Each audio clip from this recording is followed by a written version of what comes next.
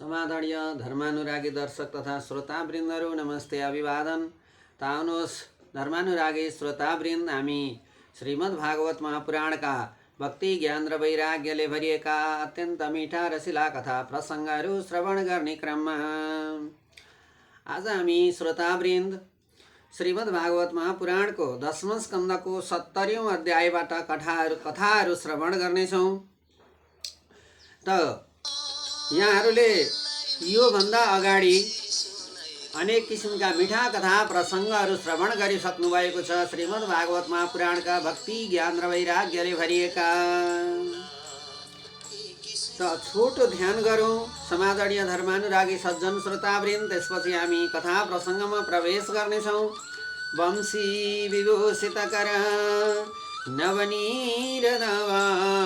पीताम्बरादरुणबिम्बफलादरुष्टाद् पूर्णेन्दु सुन्दरमुखात् दरविन्दनेत्रात् कृष्णात् परं किमपि तत्त्वमहं न जाने। समादरणीय धर्मानुरागी सज्जन श्रोता वृन्द भक्तवृन्द, यहाँहरूले अघिल्लो कथा प्रसङ्गमा देवर्षि नारदले भगवान श्रीकृष्णका गृहस्थ जीवनमा र भगवान श्रीकृष्णले 16,108 पटरानीहरूलाई कसरी व्यवस्थित ढङ्गले राख्नुभएको थियो भन्ने अनेक किसिमका भगवानका अद्भुत लीला चरित्रहरूको दर्शन गर्न देवर्षि नारद द्वारका पधार्नु भएको थियो। द्वारका आगमन भएको थियो देवर्षि नारदको। त भगवान श्रीकृष्णका अनेक किसिमका रूपहरू देखेर सबै रानी र सबै महलहरूमा अलग अलग किसिमका कर्महरू भगवान श्रीकृष्णबाट सम्पन्न भइरहेको देवर्षि नारदले देख्न पाउनुभयो। साह्रै ठुलो अहोभाग्य ठान्नुभयो। जगतका नारायण वासुदेवले पनि साक्षात् नारायण भइकन मानव जीवनका अनेक किसिमका क्रियाकलाप र चलनहरूलाई पालन गर्नुभएको देखेर देवर्षि नारद अद्भुत भगवानको लीलाको वर्णन गर्दै गर्दै अन्यत्र लाग्नु भएको थियो। त सुखदेव स्वामी आज्ञा गर्नुहुन्छ, हे महाराज परीक्षित, भगवान श्रीकृष्ण पनि गृहस्थ धर्ममा रत हुनुहुन्थ्यो। भगवान श्रीकृष्ण ब्रह्म मुहुर्तमा उठ्नुहुन्थ्यो, स्नान गर्नुहुन्थ्यो, अनि आफ्ना इष्ट देवताको पूजा गर्नुहुन्थ्यो, हवन गर्नुहुन्थ्यो, तर्पण गर्नुहुन्थ्यो, दान गर्नुहुन्थ्यो, ब्राह्मण भोजन गराउनुहुन्थ्यो र आफू पनि भोजन गरी उद्धव सहित रथमा चढेर सबैको मन हरण गर्दै गर्दै सबैलाई चित्त आनन्द प्रदान गर्दै सुधर्माको सभामा गद्दीमा राज भएका बखतमा सुधर्माको सभामा यसरी जाने गर्नुहुन्थ्यो। आफ्ना नित्य कर्महरू भगवान श्रीकृष्ण यसरी पूर्ण गर्नुहुन्थ्यो र सारा आफ्ना नित्य कर्महरू पुरा भइसकेपछि अनि आफू पनि भोजन गरेर सुधर्माको सभामा जाने गर्नुहुन्थ्यो। सुधर्माको सभामा राजगद्दीमा बसिरहनु भएको थियो। अनेक किसिमका चर्चाहरू भइरहेका थिए। यी चर्चाहरू चलिरहेकै अवस्थामा जरासन्ध रूपी पासोले बाँधिएका सम्पूर्ण राजाहरू जो बन्धनमा परेका छन्, आजसम्म बन्दी भएर रहनु परेको छ। जरासन्ध रूपी पासोले बाँधिएका राजाहरूमध्ये एकजना आएर त्यही सुधर्माको सभामा राज भएको बेला जगतका नारायण भगवान श्रीकृष्णसँग बिन्ती गर्न लागे, हे प्रभु, राजाहरूले बिन्ती चढाएका छन् कि मलाई दूत बनाएर पठाएका हुन्। हामी त जरासन्ध रूपी पासोले बाँधिएका हामी मूर्खहरू हजुरका शरणमा परेका छौँ।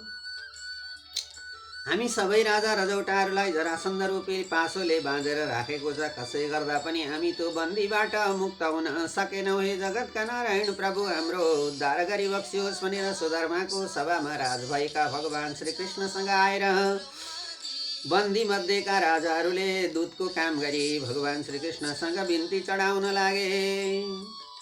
यसरी ती जरासन्धले बाँधेर बन्दी बनाएर राखेका राजाहरूका दूतले बिन्ती चढाएकै बखतमा देवर्षि नारद वीणा बजाउँदै खत्रक्क भगवानका सामु आउनुभयो र भगवान जगतका नारायणको दर्शन गर्नुभयो।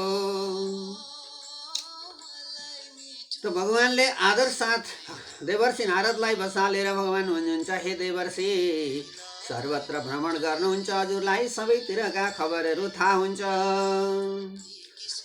अब भन्नुहोस्, यो त्रिलोक सुखी छ कि छैन, त्रिलोकमा कुनै हत्या हिंसा अथवा अपराध भएको छ कि छैन, अनि कोही दुखी भएका छन् कि छैनन् सारा त्रिलोकको समाचार मलाई सुनाऊ।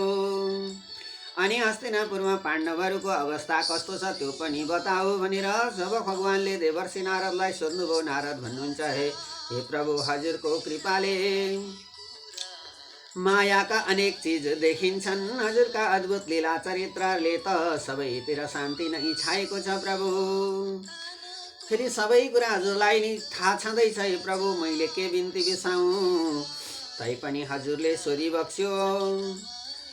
अब मैले जानेको बताउँछु भनेर देवर्षि नारद बिन्ती चढाउनुहुन्छ। महाराज युधिष्ठिरबाट राजसूय यज्ञ गर्ने तयारी भएको छ, त्यस्तो योजना बनाइबक्सेको छ हे जगतका नारायण प्रभु। त युधिष्ठिरद्वारा आयोजना हुने राजसूय यज्ञमा हजुरको सबैभन्दा अग्र पूजा गर्ने रे भन्ने मैले सुनेको छु। अब त्यो यज्ञमा सबैले हजुरको दर्शन पाउने छन्। सबका पाउको जल मन्दाकिनी भोगवती गङ्गाजी नामले प्रसिद्ध भई अनि त्रिलोक पवित्र गरिरहेकी छन्। यस्ता हजुरको दयाले युधिष्ठिरको मनोरथ अवश्य पुरा हुनेछ हे जगतका नारायण प्रभु भनेर देवर्षि नारदले युधिष्ठिरले राजसूय यज्ञमा भगवान श्रीकृष्णको सबैभन्दा पहिले पूजा गर्ने योजना सुनाइदिनु भयो। नमो भगवते वासुदेवाय। त्यहाँबाट नारदजी बिदा हुनुभयो भगवानबाट। त भगवान भन्नुहुन्छ, अब नारदजी जानुभयो यो समाचार लिएर। आफ्ना मित्र र शिष्य उद्धवसँग भगवानले भन्नुभयो, हे उद्धव, अब दुवै काम सँगसँगै गर्नु पर्यो। जुन काम अगाडि गर्ने तिमी भन्दछौ म त्यही काम पहिले गर्दछु, भन कुन काम गरौँ? युधिष्ठिरद्वारा आयोजना हुने राजसूय यज्ञमा हामी सहभागी बनौँ या चाहिँ जरासन्ध रूपी पासोले बाँधिएका सारा राजौटा र राजा रजौटाहरूलाई मुक्त गराउनतिर लागौँ? तिमी कुन काम पहिले भन्छौ? हामी अथवा म त्यही काम गर्दछु भनेर भगवानले भन्नुभयो। त्यसैले गर्दा अब दुईटा काम अगाडि आइपरे। सुखदेव स्वामी आज्ञा गर्नुहुन्छ महाराज परीक्षितलाई। उद्धव भन्छन्, हे भगवान, सबै दिशा जितेर मात्र हुने राजसूय यज्ञ हुन्छ। हे प्रभु, हजुरलाई थाहा छँदैछ राजसूय यज्ञ त त्यस्तो अवस्थामा मात्रै हुन्छ, चारै दिशा जितेर आफ्नो अधीनमा लिनु पर्दछ अनि मात्र राजसूय यज्ञ हुन्छ, नत्र त राजसूय यज्ञ गर्न मिल्दैन। अब यज्ञ गर्नलाई जरासन्ध पनि जित्नु पर्दछ, किनकि जरासन्ध रूपी पासोले बाँधिएका सारा राजा रजौटाहरू उनीहरूको बन्धनमा छन्। त्यस्तो बन्धनमा परेको बेला राजसूय यज्ञ सम्पन्न भयो भने हामीलाई दुःख परेको बेला मौका छोपेर यज्ञ गर्यो भन्ने आरोप लगाउँछन्। त्यसैले राजसूय यज्ञ त त्यस्तो अवस्थामा मात्र गरिन्छ प्रभु जब चारै दिशा विजय प्राप्त गरिन्छ। जब उद्धवजीले यसरी सल्लाह दिनुभयो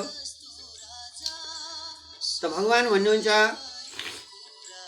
राजा पनि बन्धन मुक्त हुन्छन्, इच्छा पनि पूर्ण हुन्छ। त्यसैले हस्तिनापुर सवारी हुनु नै उत्तम छ भनेर भगवान श्रीकृष्ण हस्तिनापुरतर्फ लाग्नुहुन्छ। परन्तु जरासन्ध भन्छ ब्राह्मण छ, ब्राह्मणको रूप गरी भीमसेनले द्वन्द्व युद्ध गरून् भनेर भगवान श्रीकृष्णको यस्तो इच्छा भयो। किनभने जरासन्ध ब्राह्मण हो, त्यसैले ब्राह्मणकै रूप गरेर हामी जानुपर्छ अथवा भीमसेनलाई लगेर जरासन्धसँग युद्ध गराउनु पर्दछ र जरासन्ध रूपी पासोबाट मुक्त गराउनु पर्दछ अरू राजाहरूलाई। अब हजुर अगाडि भएपछि भीमसेनले अवश्य पनि युद्ध जित्छन् भनेर उद्धवजीले सल्लाह दिनुभयो। त्यसपछि राजा उग्रसेन वसुदेव र बलरामसँग बिदा भई हस्तिनापुर जान रथमा चढेपछि अब राजदूतसँग भगवान भन्नुहुन्छ, हे दूत, अब चाँडै नै जरासन्ध मर्नेछ, तिमीहरू धन्दा नमान। उता जरासन्धले बन्दी बनाएर राखेका राजा रजौटाहरू जब आफ्नो दूत बनाएर पठाए नि, तिनै दूतले आएर भगवान श्रीकृष्णसँग जब बिन्ती चढाएका थिए, यही बिन्तीलाई सुनेर भगवान श्रीकृष्णले अब तिनै दूतलाई भन्नुभयो, दूत, तिमी चाँडै नै जरासन्ध रूपी पासोबाट मर्ने अथवा चाहिँ मुक्त हुनेछौ। त्यो जरासन्ध रूपी पाशोलाई अब चाँडै नै समाप्त हुने गरिनेछ। तिमी चिन्ता नमानिकन सरक्क फर्केर गए हुन्छ। म विशेष गरी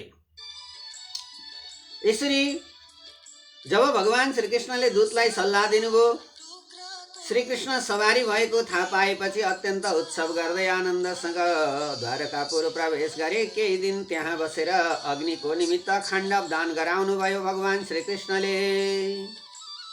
त्यसबाट छुटेको मय दानबाट दिव्य सभा पनि त्यही बसाउनु भयो भगवान श्रीकृष्णले। ओम नमो भगवते वासुदेवाय।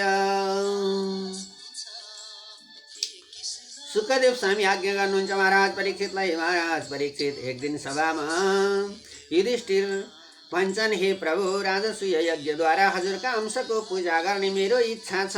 यसमा सबै काम हजुरकै आज्ञाले भए हुने थियो भन्ने आशा हामीले राखेका छौँ।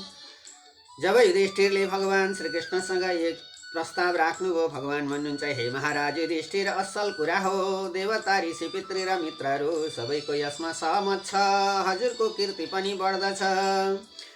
हजुरसँग इन्द्रादिको अंश भएकाले हजुरका भाइहरूबाट चारै दिशा दिग्विजय गराउनु पर्दछ अनि मात्र यज्ञ आरम्भ गर्नु पर्दछ। त्यसपछि भगवानले जब यो सल्लाह दिनुभयो भगवान श्रीकृष्णले युधिष्ठिरलाई, अब युधिष्ठिरले आफ्ना भाइहरूलाई फौजसहित पूर्वमा भीमसेन पठाउनु भयो, दक्षिणमा सहदेव पठाउनु भयो, पश्चिममा नकुल पठाउनु भयो र उत्तरमा अर्जुन गएर सम्पूर्ण चारै दिशाका राज्यहरूलाई जितेर असंख्य धन ल्याएर महाराज युधिष्ठिरलाई सुम्पिदिए। अब यही मौकामा ब्राह्मणको भेष गरेर यस पछाडि ब्राह्मणको भेष गरेर भगवान श्रीकृष्ण, भीमसेन र अर्जुन जरासन्धका अगाडि जानुभयो। अब अर्जुन भन्छन् जरासन्धलाई, हे राजन जरासन्ध, टाढाबाट आएका हामी अतिथि ब्राह्मणको इच्छा पूर्ण होस् भनेको वचन सुनेर अब जरासन्ध भन्छ, तिमीहरू ब्राह्मण त होइनौ, तर ब्राह्मणको भेष मात्र भएर आएका छौ। तैपनि ब्राह्मणको भेषमा आएको हुनाले म तिमीहरूलाई ब्राह्मण नै सम्झन्छु। भन, के माग्न आयौ त्यही दिन्छु, के माग्छौ त्यही पुरा गरिदिन्छु, मेरो शिर मागे पनि दिन्छु भनेर जब जरासन्धले भन्यो, त्यसपछि भगवान भन्नुहुन्छ, दिन्छौ भने द्वन्द्व युद्ध देऊ।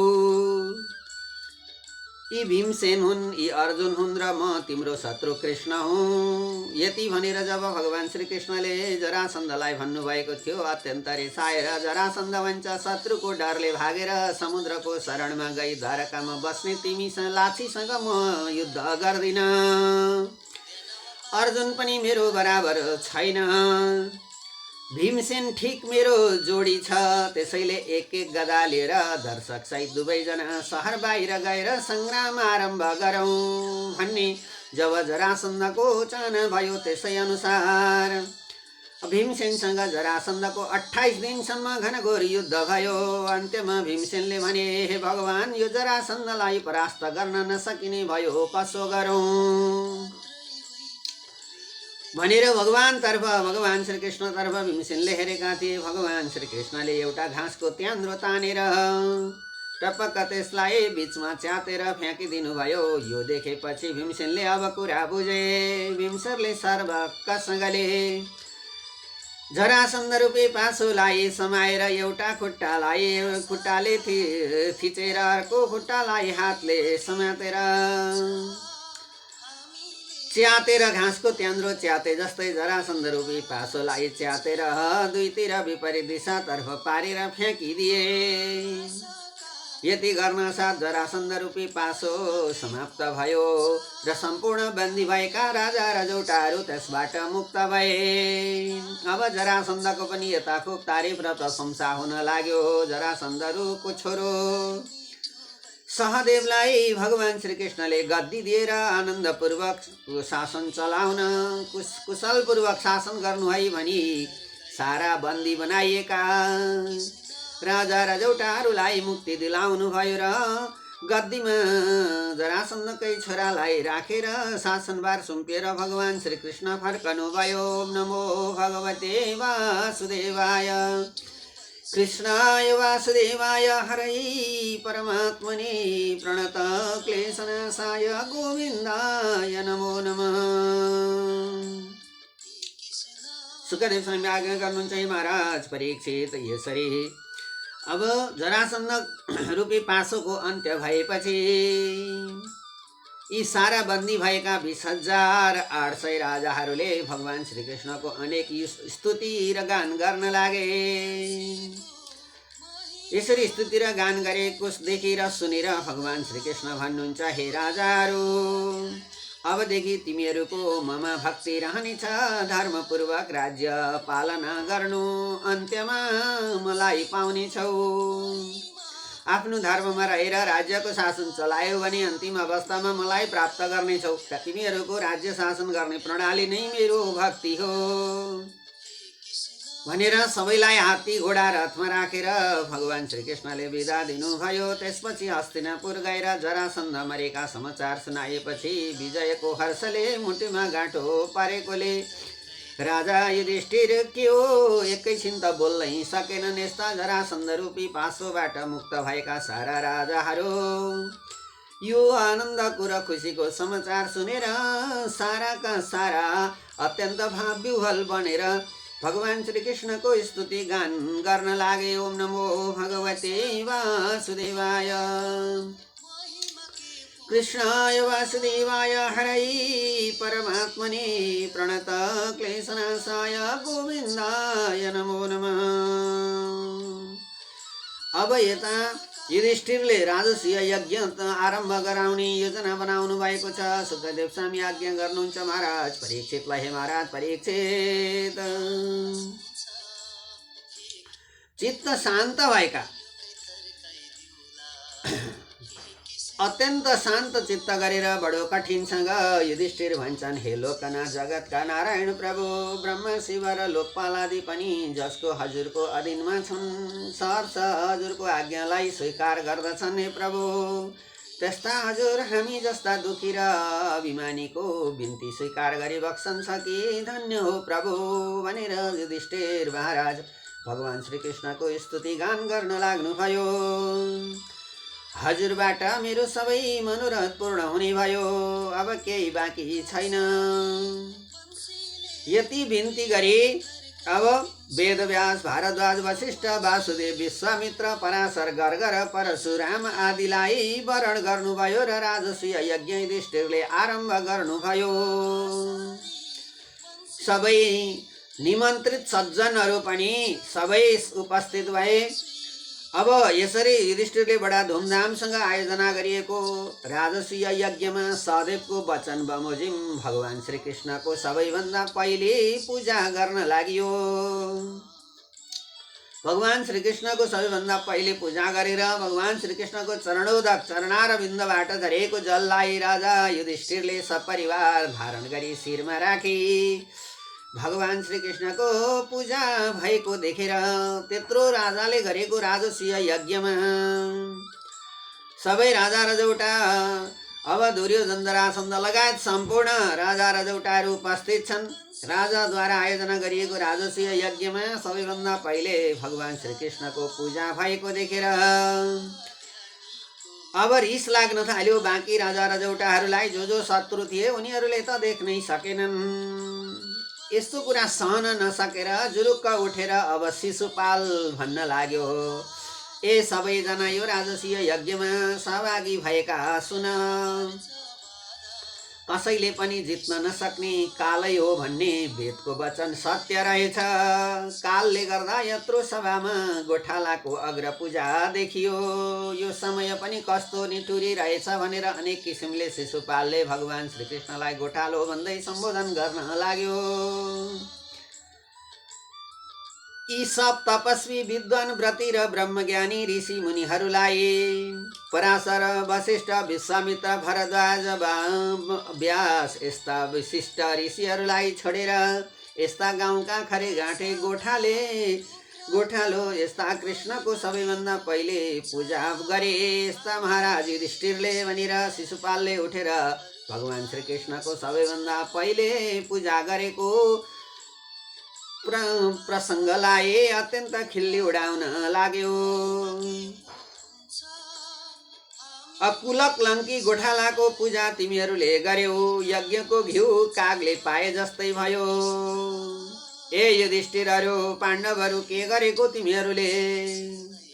यो पूजा कृष्णले पाउन कसरी सुहाउँछ? कृष्ण एउटा गाउँको गोठालो हो। यत्रा ठुल्ठुला महान ऋषि मुनि तपस्वीहरूलाई छोडेर तिमीहरूले के गरेको भनेर शिशुपाल बौलाउन थाल्यो। बालकको वचनले वृद्धको बुद्धि पनि बिग्रन्छ भनेको ठिक हो। कहिलेकाहीँ बालबालिकाले हठ गरेका हुन्छन्, नबुझिकन नजानिकन माग गरेको कुरा अथवा भनेको कुराहरू सबै कुरा पत्याइहाल्नु पनि हुन्न, किनकि त्यही बानी लाग्छ र वृद्धहरू अनुभवी मानिसहरूको पनि बुद्धि बिग्रन सक्छ। यस्ता अरू थुप्रै दुर्वचनहरू बोलेको सुनेर सबैले कान थुने। कसैले यस्तो दुर्वचन भगवान श्रीकृष्णको बारेमा बोलेको सुनेकै थिएनन्। सबैले सुने त्यो सभामा। भगवान श्रीकृष्णको पहिलो पूजा देखेर शिशुपालले अनेक किसिमका अपमान गर्यो, तर भगवानले पनि सुने नसुने भएर चुप लागिरहनु भयो। कसैले कान थुने, कसैले सुन्नै सकेनन्, कसैले शिशुपाललाई गाली गरे, कसैले ताली दिए। भगवान श्रीकृष्णले केही पनि आज्ञा भएन, केही भन्नु भएन, न त ठिक भन्नुभयो न बेठिक भन्नुभयो। अब पाण्डवहरू शस्त्र लिएर उठेका थिए शिशुपालमाथि। हामीले आयोजना गरेको यज्ञमा हामीले निमन्त्रणा गरेका निम्तालुहरू तिमीहरू आनन्दपूर्वक हामीले कुशलपूर्वक राजासनमा राखेका छौँ, बसेर यज्ञ हेर। हामीले भगवान श्रीकृष्णको पूजा गर्यौँ त तिमीहरूलाई के को रिस लाग्यो भनेर पाण्डवहरू अब भगवान श्रीकृष्णको अपमान भएको, शिशुपालले अपमान गरेको सुनेर शस्त्र लिएर उठे। भगवानले सबै पाण्डवहरूलाई ती हात हतियार लिएर उठेका पाण्डवलाई रोकिदिनु भयो र आफ्नो सुदर्शन चक्रले शिर काटेर उडाइदिनु भयो शिशुपालको। अब यसरी भगवान श्रीकृष्णले आफ्नो सुदर्शन चक्रले शिर काटेर जब उडाइदिनु भयो, शिशुपालको तेज गएर भगवान श्रीकृष्णमा मिल्न पुग्यो। युधिष्ठिरले पनि यज्ञ समाप्त भयो। अब यता युधिष्ठिरको राजकीय यज्ञ पनि पूर्ण भयो। सबैलाई, सबै ब्राह्मणहरूलाई, आचार्यहरूलाई प्रशस्त दान दक्षिणा दिएर अनि ब्राह्मण भोजन गराए। राजसूय यज्ञ सम्पन्न भएको खुसियालीमा अब भूत भन्ने स्नान गर्न जानुभयो। अब कुरु वंशमा कुरु कुलको रोग जस्तो त्यो दुर्योधन बाहेक राजा र युधिष्ठिरको त्यस्तो चकचकी देखेर सबै खुसी भए। दुर्योधनले चाहिँ राजा युधिष्ठिरले राजसूय यज्ञ सम्पन्न गरेर सबैलाई मान मर्यादा मनितो राख्न सफल भएको र कीर्ति फैलिएको देखेर अब दुर्योधनले देख्न सकेन, सहन सकेन, ईर्ष्या लाग्यो। बाँकी त सबै मित्र नै थिए, एउटा दुर्योधन शत्रु देखियो। भगवान पनि द्वारका पाल्नुभयो। यता युधिष्ठिरको राजसूय यज्ञ पनि सम्पन्न भयो। बडा सबैतिर सर्वत्र खुसियाली छायो, बडा आनन्द छायो। अब दुर्योधन पनि युधिष्ठिरको चकचकी देखेर युधिष्ठिरको प्रशंसा सुनेर असह्य भयो। ओम नमो भगवते वासुदेवाय कृष्णाय वासुदेवाय हरै परमात्मने प्रणत क्लेशनाशाय गोविन्दाय नमो नमः। ओम नमो भगवते वासुदेवाय।